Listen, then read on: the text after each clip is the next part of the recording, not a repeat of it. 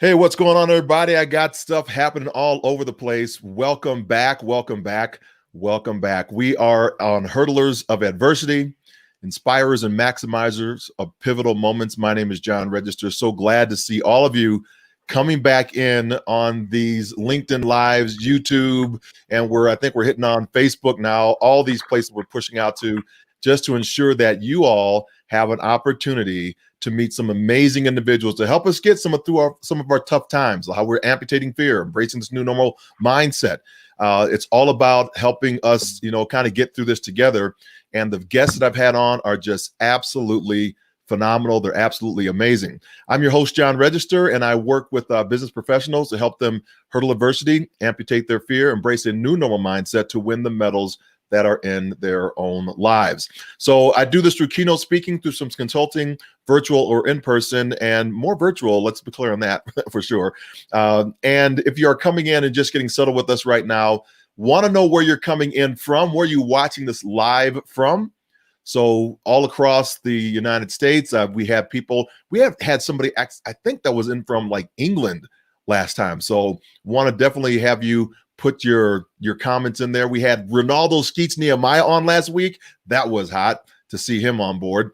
And as you're getting settled, get your tea, get your coffee, gather your family together, squelch the noise, because we have another amazing guest that's on right now. Lynn Keir on from Charlotte, North Carolina. She's always the first one on, everybody, from Diebold Nixdorf, great corporation. We had her on as a guest as well.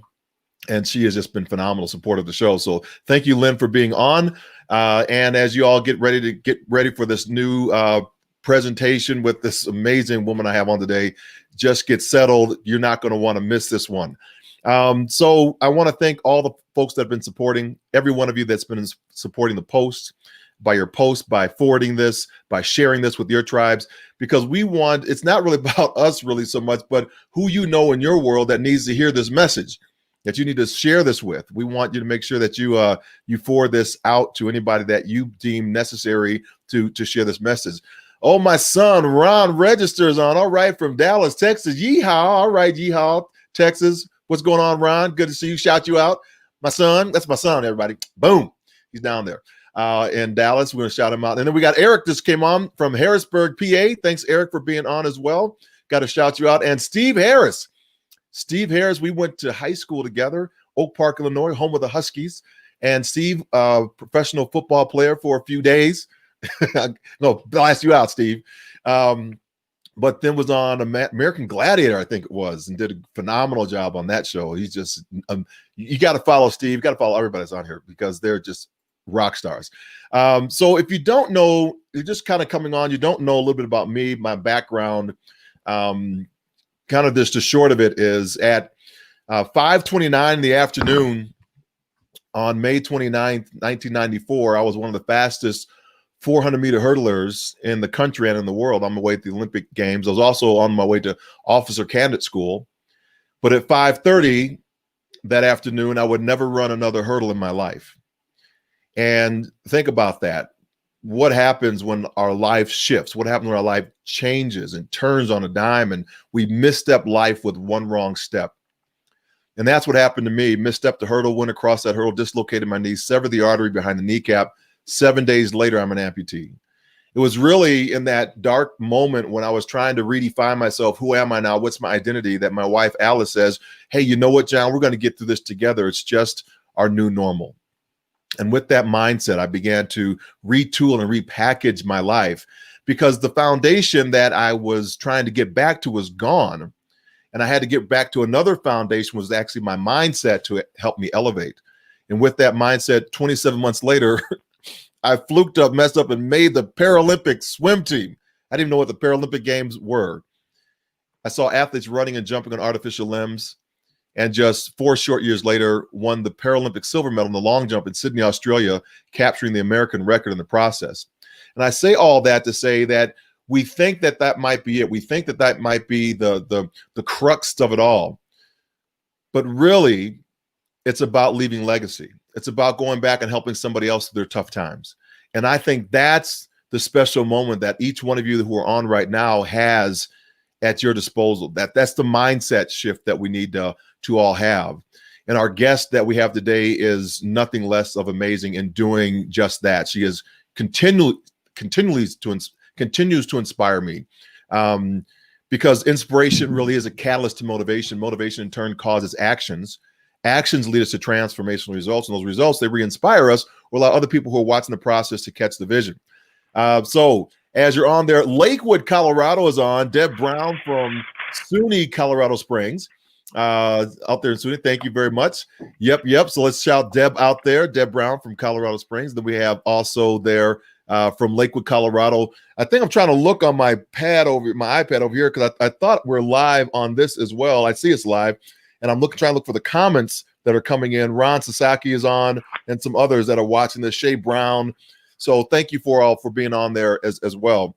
But as we're pushing out to LinkedIn Live, it's Facebook and YouTube, I want to introduce you to our special guest today. I found it really hard to find what I wanted to share with you about her, because she's such a dear friend and has been a confidant, and is just one of those individuals that has been in my life and has been in my corner, and I in hers. And you got to have those Fab Five in your life, and she's one of my Fab Five. 5 individuals are going to hold you accountable to what you need to get done. And she's one of, and you got to be the dumbest one of the Fab Five. So I'm the dumbest one of her Fab Five. But she's a dear friend of the family. Like I said, she's a confidant, sounding board. She kept John from going crazy when I was at my last job. She is an encourager. She offers advice straight, no chaser. She does not wait for life to happen to her. She happens to life. A motivational speaker, leadership, performance coach.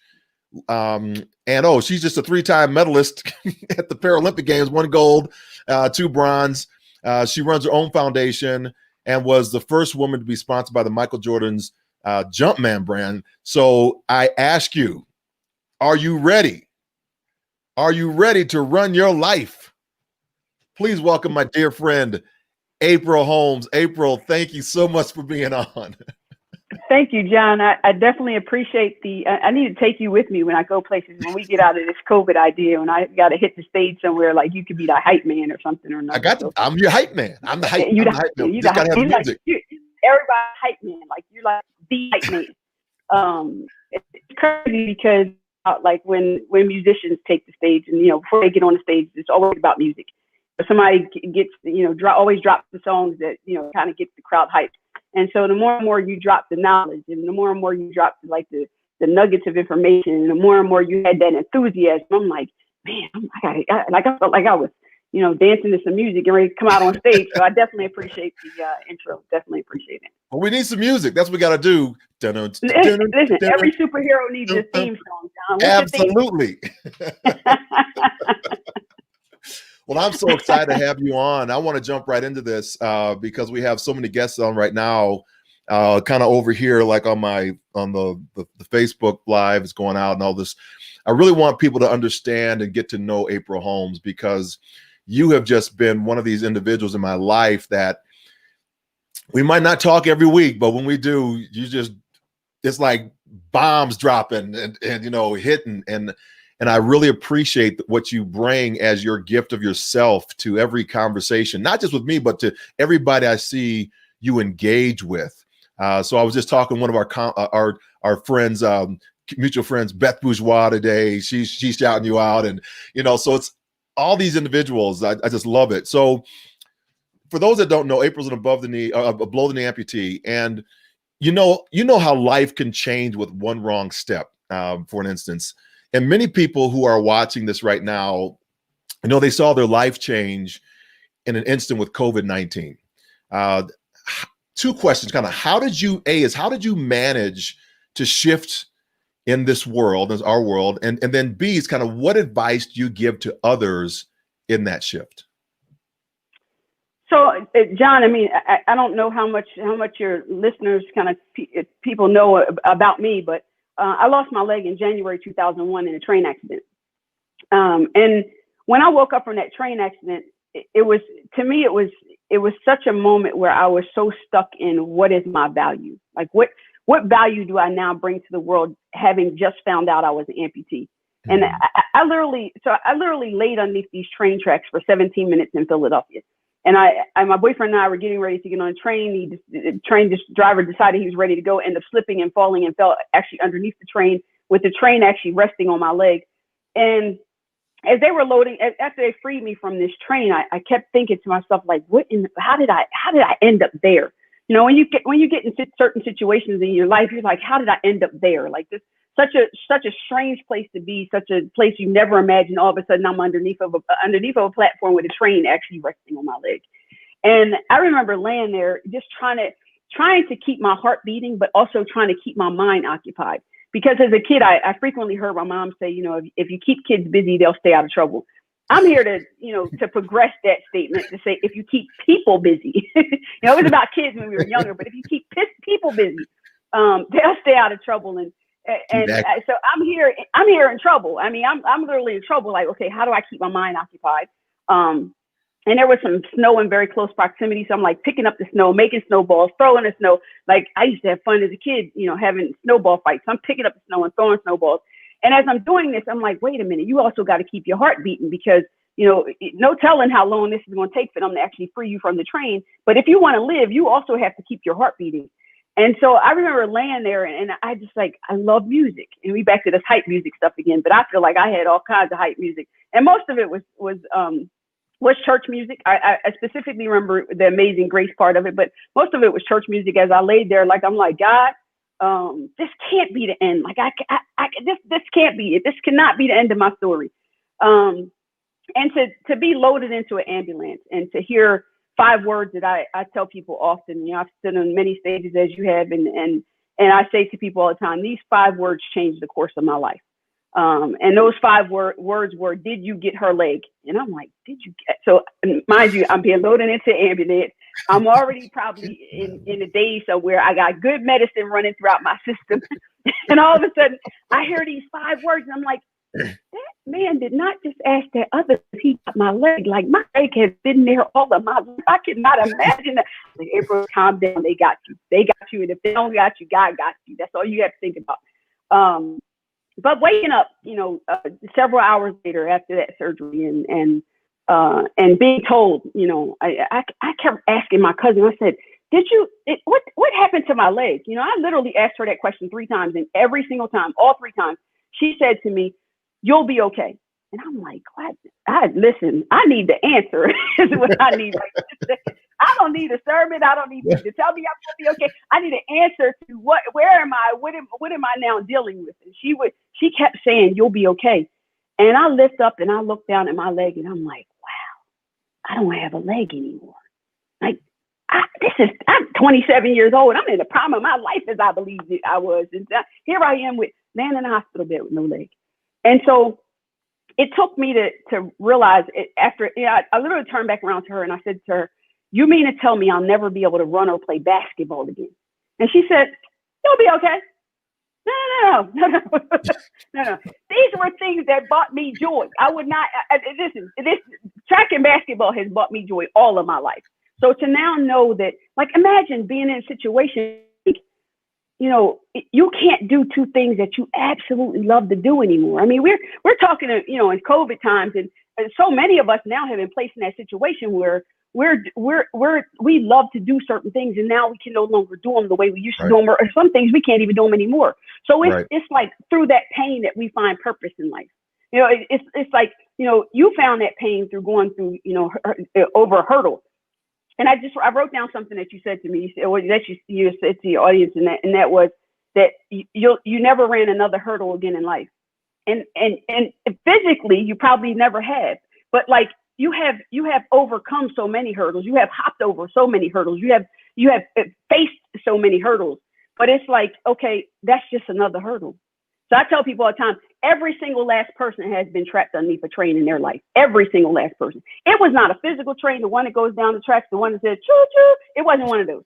Instead, it was, when we're sitting there and we're trapped, thinking we can't get out of a situation, whether it's a financial situation, whether it's, a family situation, whether it's a health situation. I mean, so many things you could call a train that so many of us have come in contact with in our lives.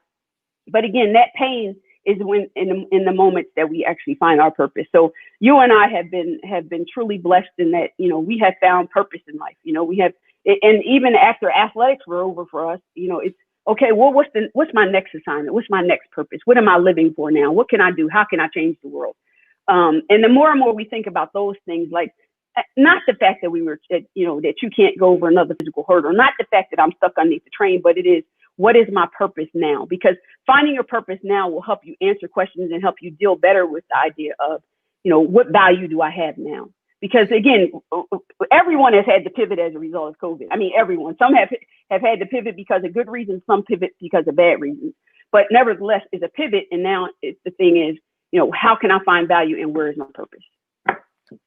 You said a lot in there. One of the key things I picked up on was getting active and pushing into that space.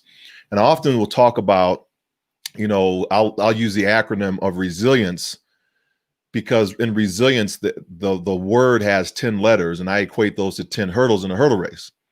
Mm-hmm. And so I look at the R and I say R is a ritual.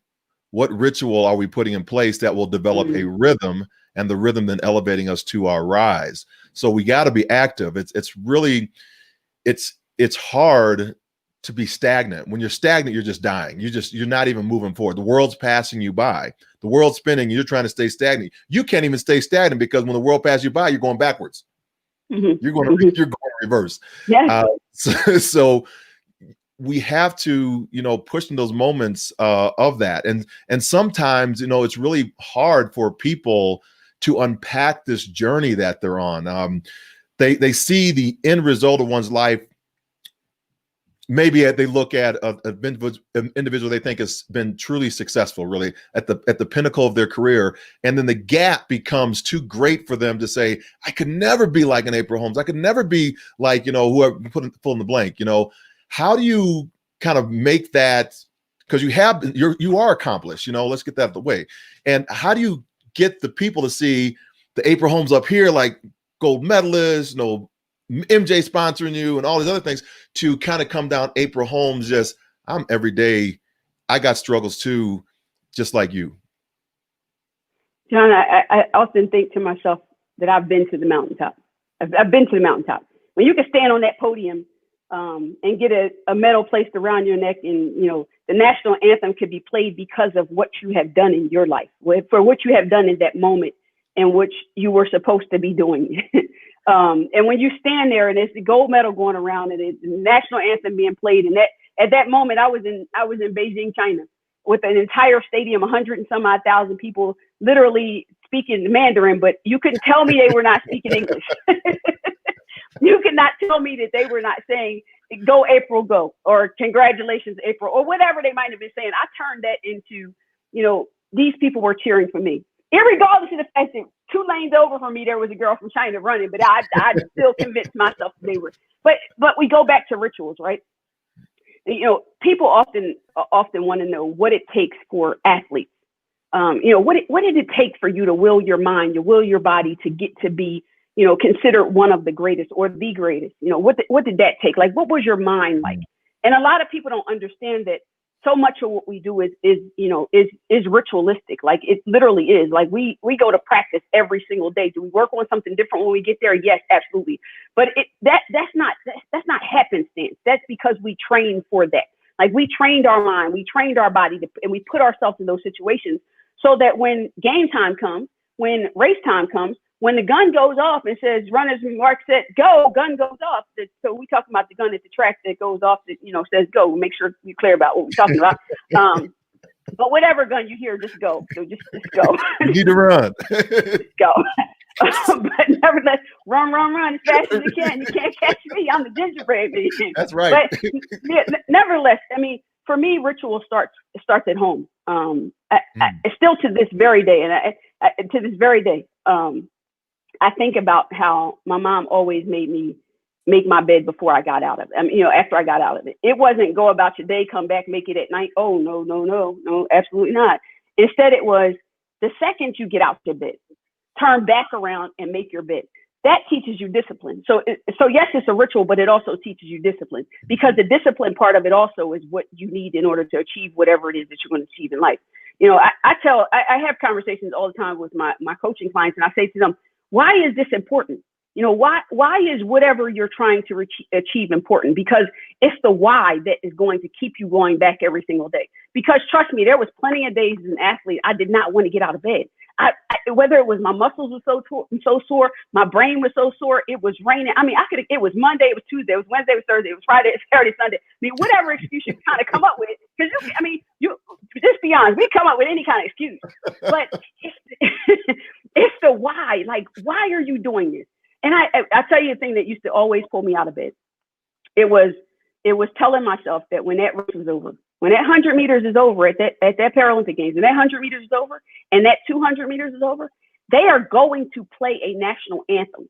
The question for you is, do you want to hear the United States national anthem being played, like as a result of something you did, or would you like to hear it from another country? And no sooner than I said that to myself, oh, okay, April, it's time to get up and get out of bed. But it's that resilience to push through when your muscles are sore. You know, when it's raining outside, when it's Monday, Tuesday, Wednesday, Thursday, Friday, Saturday, Sunday, whatever excuse you have for why you don't want to, why you can't, why you don't feel like it. It's the why that you remember along the way of why am I doing this? And I mean, I literally, my why was because I want to be the greatest. Like, I was born to be the greatest. And I have no problem telling anyone else that, including myself. So here's another ritual that I do every morning. And so, John, you're definitely going to try to start tomorrow. So the American Dental Association tells you to brush you brush your teeth every morning for 2 minutes, right? So while you're brushing your teeth in the morning, that should be your pep rally time. You know, we had pep rallies. We used to have pep rallies all the time. I don't know what they call them. They probably still call them pep rallies. But I was in high school. We used to have pep rallies all the time. And it was to get the football team excited to go play a game. You know, think about that. The football team, everyone's here sitting here cheering for the football team to give them motivation to go play a game, to go out and give their best, right? So I said, wait a minute, this can't just be for the football team. Instead, every single morning, while sleep still in my eye, while foam falling out my mouth, I'm brushing my teeth, having a pep rally. And I'm doing this, one, because I'm not made up. I don't have any lipstick on or anything. I'm made up at all. But I want myself to know that at my worst, you know, when I don't look my best, when I don't sometimes feel my best, I can still encourage myself. So I'm literally brushing my teeth like, you're the greatest. You was meant to be the greatest. You was born to be great. Like that. That's the kind of conversations I have with myself in the morning, because that's also the why. Like, if don't nobody else love me, if don't nobody else encourage me, guess what? I should be doing the same thing to them. I should be doing that for myself. That should be my gift to me. And so every single morning, 2 minutes, every single evening before I go to bed, 2 minutes is always a pep rally about how great I am. You're right. I'm going to do that. And if you've been enjoying this conversation, like I've been enjoying this conversation, just glued to this this woman, put in there, brush your teeth. No, what I want to do is put in that chat box, you know, what you are hearing right now from April. And shout her out, because we want to give her some love, and just, you know, she's dropping some nuggets, some really great information that's in for us. And we want to make sure that other people here's what I'm going to ask you. Who do you know that needs to hear this and needs to hear from April right now of what she's putting out? Because this is powerful. You know, when you're talking about an Paralympic medal, and I am going to talk about that moment on the stand, you know, because no one's going for number 2 and number 3. So let's clear the air right now. You earn what you earn on that day of performance. I earned a silver medal, and I'm happy about it. Did I want gold? Absolutely. However, I cannot discount the man that beat me and had to break a world record to do it. Right? I broke the world record. He had the last jump. He broke the world record. Sucks, but he did it. You know, but that one moment in time, when you're on that stand and you do hear the hush of the crowd, and you can hear a pin drop in the stadium, you know that everyone has paused for you. And then you begin to say, well, if everybody's paused for me, this is a greater moment than myself. this is a moment that's for the stadium. No, it's the world. Oh, it's all the cameras. It's the entirety of it all. And I believe when that hits, when athletes begin to understand that, that's when the tear falls, because they realize they're a part of something much greater than themselves. They've worked 4 years, 8 years, 12 years to win this medal. And when they get on the stage, they realize it is not for them. It is something that is much greater than that moment. So put that in chat box. We got so many people. I got to shout folks out because they are blasting April on this thing. So we got Steve saying April is showering us with some greatness. Got to give him some love out there for sure. Absolutely. Curtis Drafton says Steve Harrell is right. Absolutely, Steve is right. Curtis is saying, what do you think when do you don't think you deserve it? That's when it's your time to get it. Brush your teeth. Hashtag brush your teeth. Love that, Curtis. And then we got Lynn saying, I love it, April. You're the greatest, and we need to have our own pep rally. Absolutely. Pep rally. Absolutely, for sure. And Dennis Ogby's on here. Amazing inspiration. Thanks for all the spirit. Dennis is great. Yeah. I love how he puts spirits in there. Dennis, are you still working for that distillery down there? Gotta say that. My way. I like plenty of wine, Dennis. Dennis. Every Christmas. Send it on, brother. Okay. Yeah. So, as we're talking about this conversation, continue to keep putting April out there, because she is absolutely right, on how we move forward. So I remember this competition we were at. It was overseas somewhere. I think it was in Germany. I think it was. And I said, hey, let's take the train over to another city. And do you remember that? So you said, I don't do trains. Talking about last time I was on the train, took my leg. So I said, oh yeah, my bad. I forgot. So I get it. Can you talk about kind of what you discover along the way? Did you encounter any fears along the way? You're motivated, you brush your teeth. I'm saying, I'm the greatest and everything, but did you discover some challenges along the way? And what did you discover about yourself that made me say, that's new. That's new. So one of the things I want to real quickly go back to before I go to that is how you talked about the people that support you. Because just as ritualistic as me making my bed is, I think it's equally as important for us to thank the people who help us get to where we're trying to get to. And they can be anyone. You and I talk, we don't talk very frequently, but when we do, it's like, okay, we're dropping knowledge on each other. And, we may be on the phone for an hour and a half, and I'm like, okay, John, I got to go. Or you like, okay, April, I got to go. It's those people that continue to support you, those people who you can tell your dream to, and they can remind you not about what you used to be, but what you want to be. Because they're the people to keep around you. They're the people that, continue to, you continue to want to thank those kind of people. Because, like you said, I did not stand on that podium by myself. I did not get to the podium by myself. Mm-hmm. So from family to friends to strangers to medical staff to administration to coaches, you name it, all of these people have helped, elevate me to that platform in my life. And so I remember right after the 100 meters or whatever, I ended up going to, I told one of the medical people, I said, listen, my family is in that stand. I said, it's like 50 of them. They came from Jersey loud. I'm so sure you heard them. So you talk about a pin drop. There was no pin drop. There was my family screaming and hollering like they lost their mind and like they won the gold medal, but they did. They won the gold medal that day. It wasn't just about me. It was about so many other people. But I remember going up in the stands, and I as I was going up in the stands, I had security around me, of course. And then I said, listen, I got to go up there and show my mom this medal and my family. I just had to.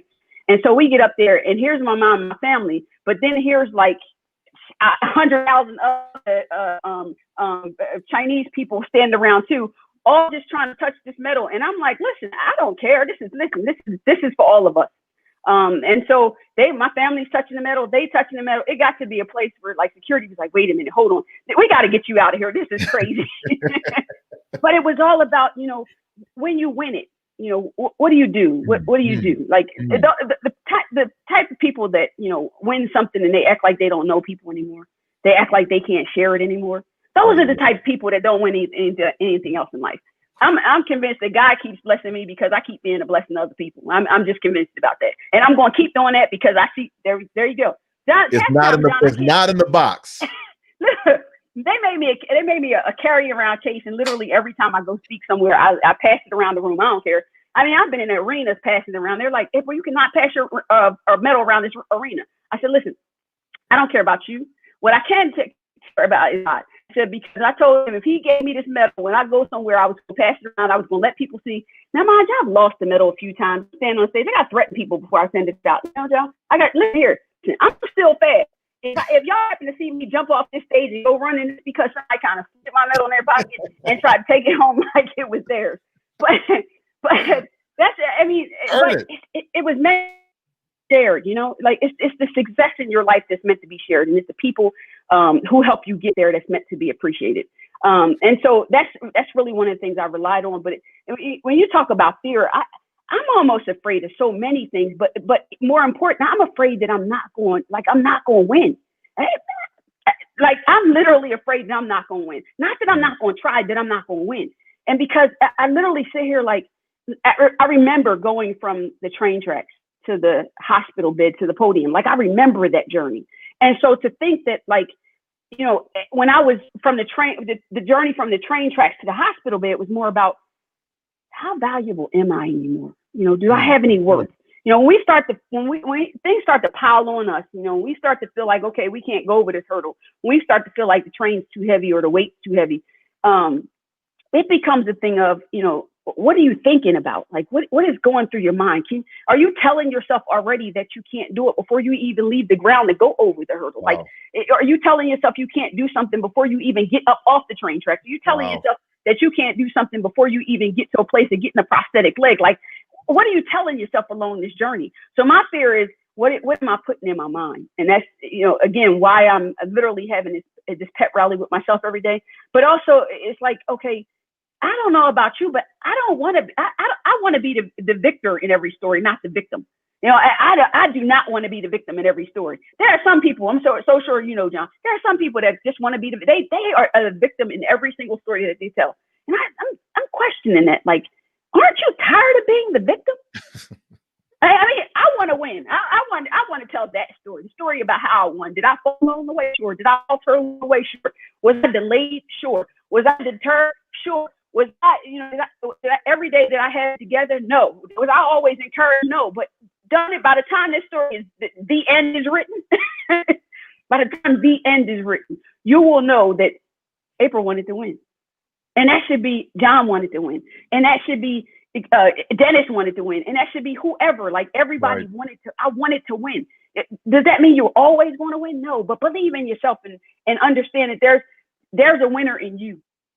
And until you get to a place of recognizing that there's a winner in you, like you're gonna be okay being a loser. But I don't know about other folks, but I'm not. I have a fear of losing to that degree. That's my fear. You ask me what my fear. That is my fear. I have a fear of losing to that degree because I don't know anything but winning. I don't think about anything but winning. I don't ever think, okay, well, I'm gonna lose today. No. I'm gonna win today, and if I just so happen to lose, just believe, like you said, it was somebody else's day. It was someone else's day. But I'm going to find a way to pull some of that story out. Like, you know what? I don't care. I had the best block start. Like I'm going to be the petty person and say, I don't care. I had the best block start. They ain't giving no medals out for the block start, but hey, I had the best block start. Find a way to win something. Like there should be a nugget of gold. There should be some sort of winning in like literally everything that we do. Yeah, I pulled out, you know, what am I putting in my mind? Mm. And I think we tell people's lives and what they're putting into their mind by what follows after them. Mm. So if there's a trail of negativity that's always after a person, you know, the only thing they're putting in their mind is negativity because that's what it begets. And it gets greater and greater. So you don't get what you put in. You don't get just get the same thing back. You get greater. Mm-hmm. You don't plant a seed and get one fruit of that seed. You get a whole bushel, a whole tree. And so if you're putting constantly in your mind positivity, if you're putting constantly in your mind that I'm winning, you're going to get that out. That's going to be a byproduct of what you do. We can see that in a person's life over and over again. I mean, how many times have we heard that those that just read just 3 more or just 3 books in an expert field are going to be an expert because no one else does the work to read them. Yeah. Think if you did 10, you crushed the game. Right. So as we're talking about this, we got, guess who's on? Charlie Hubner. Charlie Hubner. Charlie Hubner gets a shout out. I am telling my daughters 2 minutes of brushing teeth pep rally. Rock star. That's great. Absolutely. Hey, Charlie. Great. And then of course my buddy Dave Moss, and we got to have a conversation. We'll take that offline because he just had something happen to him that he's wrestling with right now, and he's winning. He's winning. He is doing awesome. It. As keep on winning. Keep on winning is actually right. And Lynn was saying something that she did, Lynn Keir, with Diebold Nixdorf, and what she did was when COVID first hit, she's a new executive on the staff at the firm. And she winds up, with their team, daily pep rally, pep rally. So you have folks on here that are, kind of drinking the Kool-Aid. Talk a little bit about, I know with 5, I call it the Fab Five, right? And usually when I'm calling my Fab Five is when I've had so many individuals that have been pulling on me, asking for stuff. And I'm like, you got to do the work. And then I can't do this work for you. I need to get re-energized again. So I need to call April. I need to call, whoever I'm calling. To get back in it. Talk about from your standpoint, when do you need to kind of let some folks not really go, but just say, I need to get away from you for a little bit because you have that negative mindset. I need to keep my positive mindset. And once I get re-energized, I can go back and maybe help you a little bit. Has that happened, or what's your philosophy on that?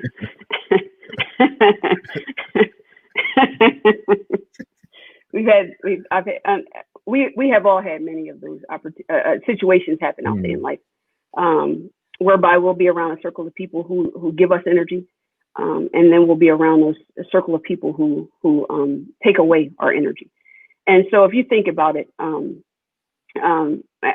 often like you literally are like, I like those kind of people. Ask yourself kind of what type of crowd you gravitate towards. And that can be a very reflective moment of what type of crowd you gravitate towards. So you think about, like, if you literally sat down and, wrote down the 5, or even went back in your phone and say, okay, who's the last 10 people I talked to? And what type of energy did they bring me? Did they bring me any, or did they take it away? Because you can't always keep coming to the table empty-handed and expecting to eat. Like you cannot do that. No one is going to allow you to continue to come to a table empty-handed and not bring anything with you. Sometimes all you can bring is energy. Sometimes all you have to bring is your energy, your presence, your drive, your goals, your ambitions. Sometimes that's all you have to bring. Other times, figure out some other places that you can go and bring energy to, whether that means giving back to people or just joining a whole nother set of circumstances and circles. But John, I was thinking about last night when I was watching I think it was the OKC and Houston Rockets game. And as the game was getting ready to go off, one of the commentators, he said something, and I wrote it down. He said, do responsibilities devastate you, or do they elevate you? So you think about, all the people that you're around, you think about and then you think about all the people now that you're responsible for in this new role.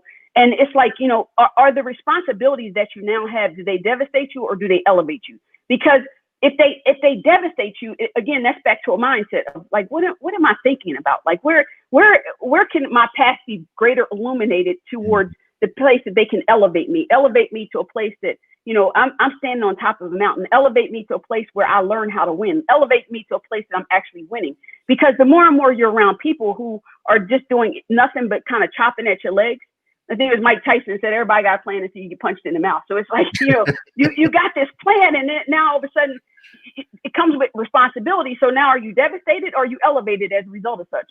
And the more and more I just sit there, think about it. I'm like, wow, are you like stepping up to the plate and knocking this here responsibility out the park? Or are you striking out? It's basically what he said. Are you striking out, or are you hitting a home run?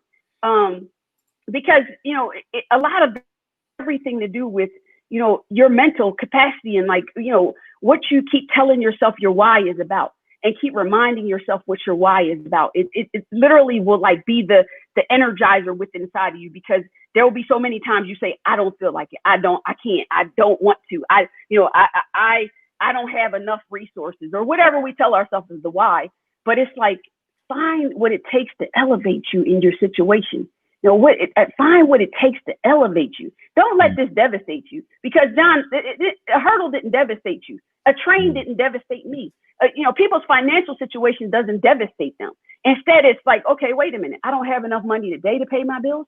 Okay, well, there's another bill coming tomorrow. So what can I do to pay the bill that's coming tomorrow? Because they keep coming, unfortunately. That's somebody want to hijack your mailbox, just pay all of them. But if y'all want to know where I live and pay the bill that's coming in the mailbox every day, just let me know. But nevertheless, it's all about, these obstacles keep coming. The trains keep coming. Yeah. But the only thing that can remain the same is your mindset of saying, you know what? There'll be another train coming. I mean, you stand at a train track, you stand at a train station today. There's plenty of trains coming. I think, John, you said, what, it's 10 hurdles? Listen, if you make it over the first one, guess what? You still got 9 more to go. And then you have another race after that. You got to figure it out.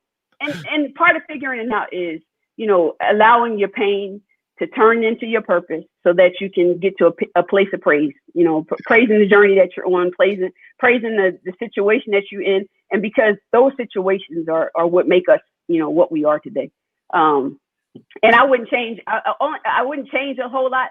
To be honest with you, I wouldn't change a whole lot of what I've been through. To be honest with you, people are like, well, if your leg could grow back, would you let it? And I was like, no, I probably don't want it now. It's not shaved. I mean, it don't have a tan. Like, I promise you, I have a tan. I live in Florida. I promise you, I have a tan, because it looked a whole lot more pasty before now. But nevertheless, I mean, don't go back to yesterday. Tomorrow is coming. So you spend so much time thinking about yesterday, I don't know what you're gonna do about tomorrow. I find a lot of folks that's the language of kind of I had these 3 buckets, and that's the first bucket of fear, is that because I was about to do a TEDx and I didn't have it. I was about to call the guy and say, I'm out. And it was because I didn't think I was saying anything. And then I was out with a buddy of mine and I said, I'm for real. I was about to 86. You should have called me too. John, if you don't get to tell them that, you know how people line up to go do a TEDx talk and they ain't not accepting. I was about to bounce. This has been gifted to you, and now you over here talking about you don't have anything to talk about. You've been doing enough to talk about, and you talk like you're a talker, John. You a talker person. So to think that you had nothing to talk about, that just goes to show you what your mentality was at the time. And Alice should have kicked you out the door and told you to go to work. Alice, my wife. You won't get out of here. She might be out here too. No, you're gonna learn today to get out the door. I said to this guy, I said, had I overcome the amputation of my left leg, I'd have my leg back. And that was my first real nugget of building off this whole mindset module, right? Because people kept asking me, how'd you get over it? How'd you do it? And I really couldn't go deep to say how I did it, because I just did it. So I had to go back and unpack all that on what was the journey and how did I actually do it? And the first thing was I had to identify my fears. And a lot of things we're talking about right now is identifying fears to shift this mindset. So you're a coach right now, right? And you're working with people to help them really deal with some of these real life struggles. When we're talking about the amputation and your job is just gone, or you're working at home now and you got your spouses are there, you're both fighting over the internet, or you got kids at home, and now you're teaching them how to go to school because you're the teacher. And how well are you doing at the parent teacher conference meeting that you don't have to go to because you're the parent doing the teaching? A lot of dynamics have changed, and I know we're coming at the top of the hour. I don't want to hold everybody too long, but I want to kind of just share with us, when you're doing those coaching sessions and folks are just kind of freaking out. Yeah, they see you're at the end of your journey, but I'm here. I'm right now. How do we get past that moment? No, John, one of the cooler things that I found post athletics was coaching. Finding a coach, being introduced to coaching, and I loved it so much, literally, that I was like, wait a minute, I want to go to school and learn how to do this. I don't just want to be the person that says I'm a coach, or I think COVID brought out these fly-by-night coaches like they was fly-by-night roaches. Light came on, everybody. COVID light came on, all of a sudden everybody was running. And saying I'm a coach. I was like, why didn't these people, like, what school did they go to? Like, I went to one of the best schools in the world to learn that. And I kept saying to myself, just that same mindset that I used athletics and approached it with. So when people ask you, John, how did you overcome it? You had practice. You probably didn't even view it like that at the time, but you had practice. See, every day you went to track practice and you literally overcame hurdles, or even some of, your background story and, how you grew up and things like that. Those things were all practice to prepare you for that moment. Because if you weren't prepared for that moment, you would have never gone through that moment. Like, you would have never gone through and been able to see on the other side of that moment. Like, so all of those are reasons why. So literally everything I come up against now in my life, you get older, you get a little wiser. So everything I come up now against my life, and I'm like, April, or should, you're right. So should. Some people still trying to learn. But everything is the thing of every time you go through something in life, you're like, April, you've been knocked down before. You got up before. And you won before. This is no different. Do you have to apply a different set of rules? Is this a different situation? Sure. But you've been knocked down before. You got up before and you learned how to win before. Like, right. You've been through these stages in life. And so the more and more I literally am talking to my clients, I'm like, you know how to do this. So tell me, what's holding you back? What is holding you back right this second? And why are you doing what you're doing? Why is this important to you? Like, so if coaching is totally different in I'll say in an executive space than it is in athletics. Because in athletics, coach said, "Here go your workout, go do it." That was more the consulting thing, but they didn't consult you; they just told you go do it. But coaching now is literally about me sitting back and listening, because I think one of the problems with us as a world right this very second is that we do a horrible job of listening.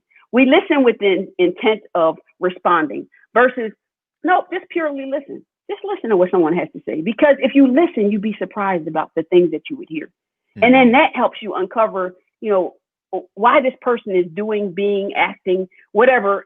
Why are they who they are right this very second? It's like, what was their why before? And now what's their why now? It's a guy named Simon Sinek. I've read a ton of his books, and he literally says it all starts with the why.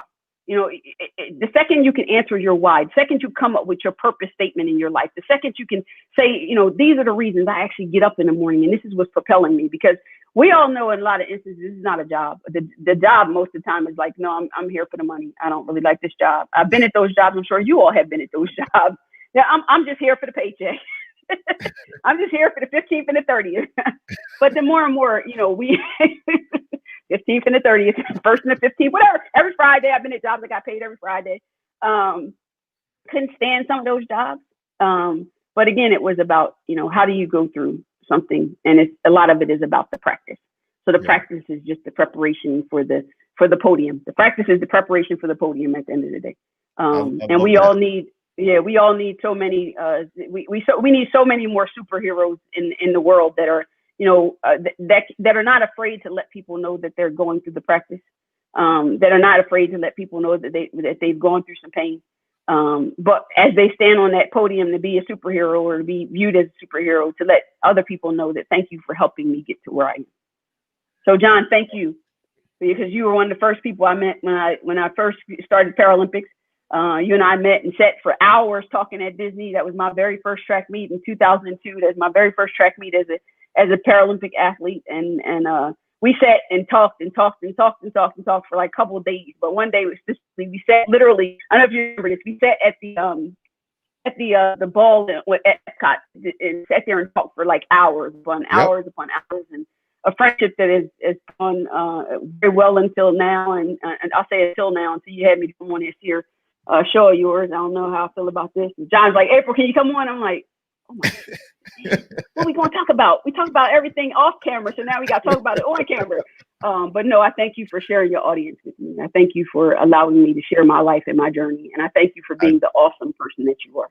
I have to. I mean, you all have so much enriched me, my life, and all the the folks that with Alice, my wife, and just so much that I just can't even say of how you just enriched all of us. And I love your mom. And I'll tell her. Just let me know if I need to send her some more Garrett's popcorn from Chicago. Listen, if she could build a Garrett's in her backyard, she would build a Garrett's in her backyard. She loves Garrett's popcorn. So if you send it to her, she couldn't get on the phone fast enough to let me know when she was in the hospital. Hey, John sent me some Garrett's popcorn. I'm like, John's the greatest person on the face of earth right now, is he, Mom? Like, forget the fact that I just came in your house and brought you the groceries. You care about those groceries now. You care about the Garrett's popcorn that John bought sent you. So yeah, she's definitely appreciative, and I am also, because she was going through a hard time with her surgery, and so you sending that token of your appreciation helped her put a smile on her face, and it definitely helped us as we were taking care of her at the moment. So thank you. I definitely appreciate Absolutely. It. We have some folks on from Chicago, so they know all about Garrett's, and the sticky fingers. And oh, yes. The Chicago mix. They don't call it the Chicago mix. They don't know about that. Yeah. I want to thank you for being on. Stick around for a few minutes. I'm going to close out right now. One more time, everybody, just hand claps for April right now. If you're watching this on Facebook, if you're watching on YouTube, or just on LinkedIn Live, make sure that you are shouting out. We always want to shout out our guests. What's the one thing that you took away? Just put that in the chat box as we're closing the show out. What's the one thing that you took away? What's resonating with you right now to elevate you? I've been screaming on notes right here, right? Just practice, preparation to your podium, pain, purpose to praise, all this stuff, devastate or elevate, all this stuff going on. So thank you, April, for being on and giving some great insight for all of us. So we'll say, you know what I want to do? I want to put up your stream just real quick here. This is where you can go find April, aprilholmes.com. Just go out there. She's coaching. She's professional speaker, virtually or in person. I'm not sure about the in person right now with the COVID, but we're still doing that. So make sure that you go to aprilholmes.com. Please, if you know anybody that has a person that for the year's end or coming up next year, book this woman to speak. You're not going to be, as you have seen, disappointed with what she provides for everybody. So aprilholmes.com. Thank you so much, April. And we'll get ready to wrap this up. So here's what's coming up on the week. I got my notes here because I got so much happening right now. Next week, my guest is going to be Rhodes Scholar, author, and I should have put a picture of her up here because she is the author of How Strong Women Lead, the first African-American downhill skier medalist. My mentor, one of my mentors, the one and only Bonnie St. John. So maybe I can get April to come back on. We can do a cameo appearance because we have all three of us have a picture together. It's a great photo. So you're not going to want to miss that one either. She talks all over the globe. She is amazing, and she also wrote Micro Resilience. So you need to check that out. If you know of a meeting professional or someone in your network who needs to close out this year or begin the next year, we have a few more open slots for our business, Inspired Communications International, where we're doing virtual presentations. We've talked to NASA this year, Gilead Sciences, and a lot of other companies that are coming back online and doing virtual presentations, talking a lot around the George Floyd or kind of social unrest, but also looking at how we're all handling COVID and moving forward. How do we amputate the fear that's holding us back? And so pushing us and helping to elevate, like April was talking about. So I'm doing a by invitational only speaker showcase on September the 29th. If you know someone that needs that speaker showcase, we're going to do it from just 10 to 11 and just give you a kind of a snapshot of what we provide from Inspired Communication. So please, if you need that, just shoot me a DM me, and I'll make sure that you get on the list. It's going to be a really small group. Don't want a lot of folks on it. Just those that really are looking for that for their businesses and their companies. I'm trying out this showcase. We'll probably do some other speakers later on because I think it's going to be really valuable for those that are looking for some high quality individuals that can actually really do some shifts for your organization. So remember also to check out the Facebook group. It's Amputate Fear. Go to www.facebook.com, then /groups and /amputate fear. Join our tribe. We're now over 60 people that have been in there. We've only been doing this for 2 weeks. And so people are coming in, they're giving us information as well as they're starting to have some really robust conversation in it. So this is an active group. We do stuff in the group daily. So if you want to try to make sure you're amputating your fear, go to that group, amputatefear.com. And remember that you're the inspiration. Inspiration is the catalyst to motivation. Motivation in turn causes actions. Actions then lead us to transformation results. And those results, they re-inspire us or allow other people that are watching the process to catch the vision. The mantra, the direction, the focal point for you right now is to go forth, inspire your world.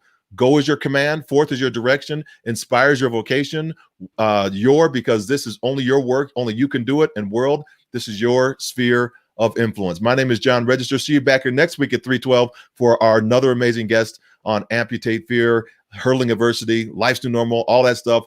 We'll talk a little bit later. God bless. See you soon. Bye-bye.